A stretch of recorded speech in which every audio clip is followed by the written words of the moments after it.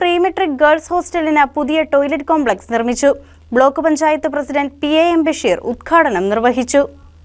ഏതൊരു വിദ്യാലയത്തെ സംബന്ധിച്ചിടത്തോളം ശുചിത്വമുള്ള പ്രദേശങ്ങൾ ഉണ്ടാകുക അല്ലെങ്കിൽ ടോയ്ലറ്റുകൾ ഉണ്ടാകുക എന്നുള്ളത് ആ വിദ്യാലയത്തിന്റെ ഏറ്റവും വലിയ പ്രത്യേകതയാണ്. പ്രത്യേകിച്ച് നിങ്ങൾ പെൺകുട്ടികൾ മാത്രം പഠിക്കുന്ന ഒരു വിദ്യാലയം അല്ലെങ്കിൽ നിങ്ങൾ അധിവസിക്കുന്ന ഈ ഹോസ്റ്റൽ സ്വാഭാവികമായി ഏറ്റവും സുരക്ഷിതമായ ടോയ്ലറ്റും സൗകര്യങ്ങളും ഉണ്ടാകേണ്ടത് ഇന്നത്തെ കാലഘട്ടത്തിന്റെ അനിവാര്യതയാണ്. അത് തിരിച്ചറിഞ്ഞുകൊണ്ടാണ് കോതമംഗലം ബ്ലോക്ക് പഞ്ചായത്ത് സമയബന്ധിതമായി ടെൻഡർ നടപടികൾ പൂർത്തീകരിച്ച് കരാറുകാരനെ കൊണ്ട് പണികൾ പൂർത്തീകരിച്ച് ഏറ്റവും ഭംഗിയുള്ള അല്ലെങ്കിൽ ശുചിത്വമുള്ള ഒരു toilet complex നിർമ്മിച്ചിട്ടുള്ളത്.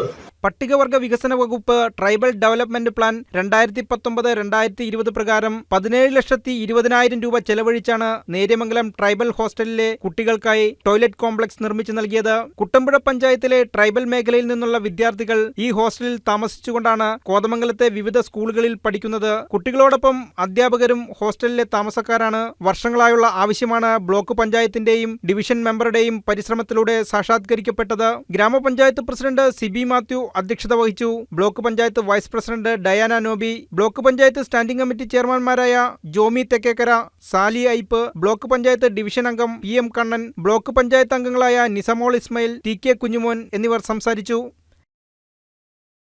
News desk KCV news.